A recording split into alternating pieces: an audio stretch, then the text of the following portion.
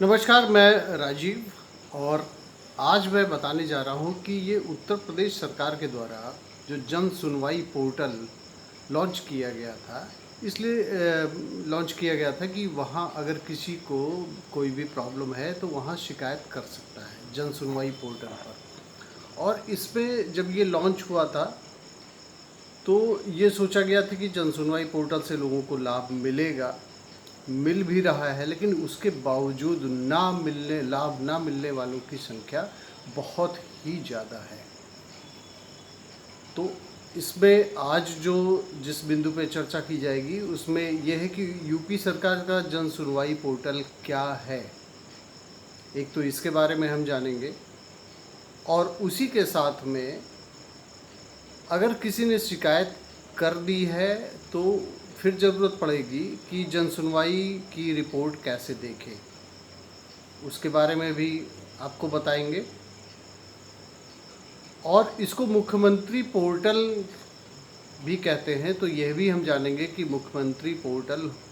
क्या होता है।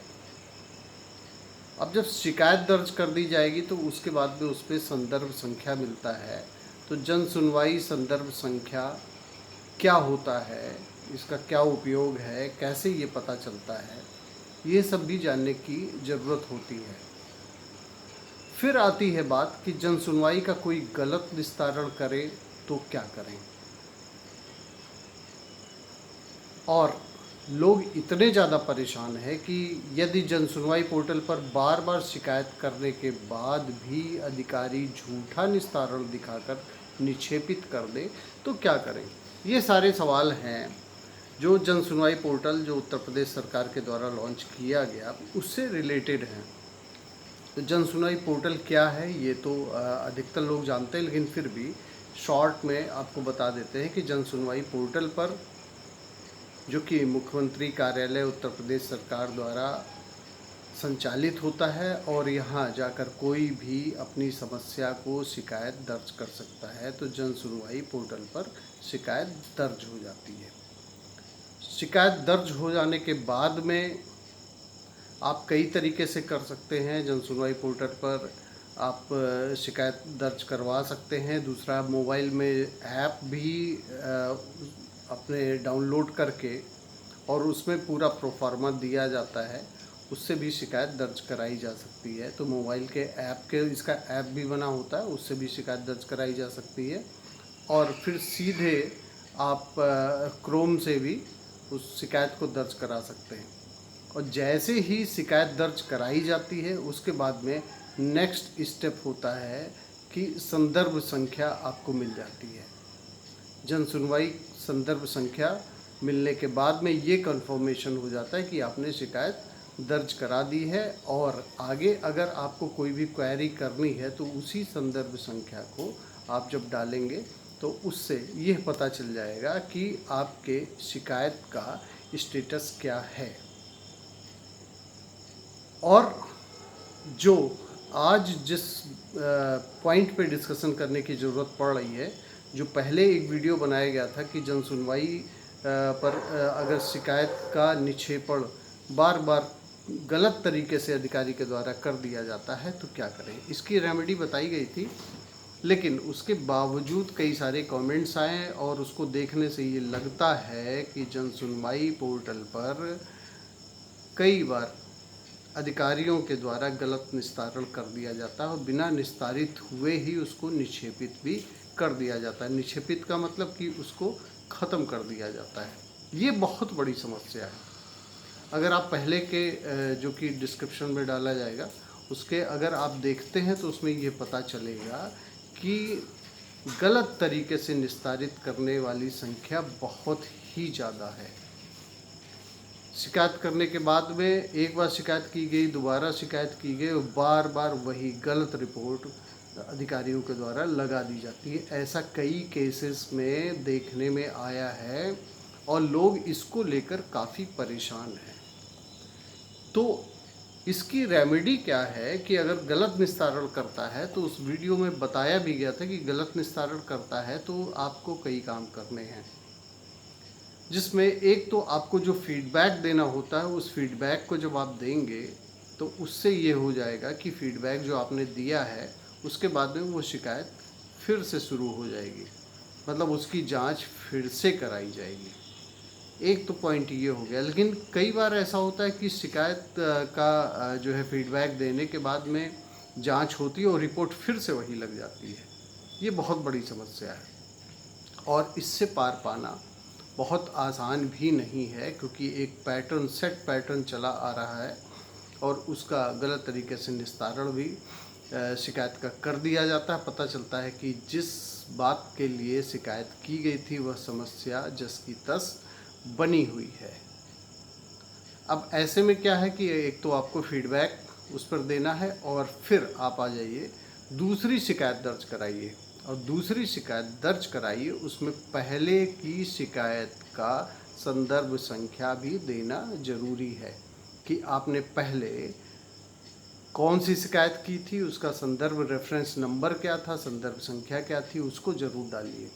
और अब आपको क्या करना है कि जिसने गलत तरीके से शिकायत का निक्षेपण किया है, गलत रिपोर्ट लगा दी है, उसकी शिकायत करनी है, उस अधिकारी की शिकायत करनी है, पॉइंट वाइज करनी है कि आपकी शिकायत क्या थी, शिकायत का जो निस्तारण किया गया वो कितना गलत किया गया, किस किस पॉइंट पे झूठ बोला गया, और अधिकारी ने झूठ बोल के मन गढ़ंत रिपोर्ट एक लगा के उस शिकायत को, चूँकि ऊपर जब रिपोर्ट ये पहुंच गई कि इसमें कार्रवाई हो चुकी है तो ऊपर के अधिकारियों के द्वारा इसको निक्षेपित कर दिया जाता है, क्योंकि मुख्यमंत्री कार्यालय के द्वारा इस पूरे शिकायतों का मॉनिटरिंग किया जाता है। तो अपने नंबर बढ़ाने के चक्कर में अधिकारियों के द्वारा अपने ज़िले की शिकायतों को ख़त्म कर दिया जाता है, निक्षेपित कर दिया जाता है। ये देखने की ज़रूरत भी नहीं महसूस होती है कि क्या वाकई में इस शिकायत को सही तरीके से निक्षेपित किया गया है या रिजॉल्व किया गया है कि नहीं किया गया है। अब आते हैं लास्ट पॉइंट पे कि यदि जन सुनवाई पोर्टल पर बार बार शिकायत करने के बाद भी अधिकारी झूठा निस्तारण दिखाकर निक्षेपित करे तो क्या करें। इसमें एक बहुत बड़ा जो आपके पास में तरीका हो सकता है वह ये है कि जो ये बताए गए कि इन तरीकों को आप एडॉप्ट करें, और अगर फिर से वही काम होता है, गलत रिपोर्ट लगा के निस्तारित कर दिया जाता है, अब आपको क्या करना है, पूरा जितनी शिकायतें थीं उसका जितनी बार गलत निस्तारण किया गया पूरा पॉइंट वाइज आप पूरी एक कंप्लेंट बनाइए और विभागीय अधिकारी को डायरेक्टली आप भेजिए, उस अधिकारी की शिकायत करिए और यह भी प्रूफ करने की कोशिश करिए कि उसमें कितना झूठ बोला गया है, कितना गलत तरीके से कूट रचना की गई है। जो भी आप प्रूफ कर सकते हैं अपनी बातों को कि गलत निस्तारित किया गया है, उच्चाधिकारियों को इस बात की शिकायत करें। आपके पास में एक ऑप्शन यह भी रहता है कि शिकायत करने के बाद में अगर आपको लगता है कि फिर भी वही काम हो रहा है और निस्तारण गलत तरीके से किया जा रहा है, तब आप हाई कोर्ट भी जा सकते हैं। उच्चाधिकारियों से डायरेक्टली जाकर आप मिल भी सकते हैं, हाई कोर्ट भी जा सकते हैं। और जो सबसे इम्पॉर्टेंट पॉइंट है जिस पर एक अलग से वीडियो बनाऊंगा कि उसमें आप जो ये बार बार गलत रिपोर्ट लगाने वाले, जन सुनवाई में गलत रिपोर्ट लगाने वाले अधिकारी के खिलाफ कैसे कार्रवाई करें, इसके लिए आप एफआईआर भी दर्ज करवा सकते हैं।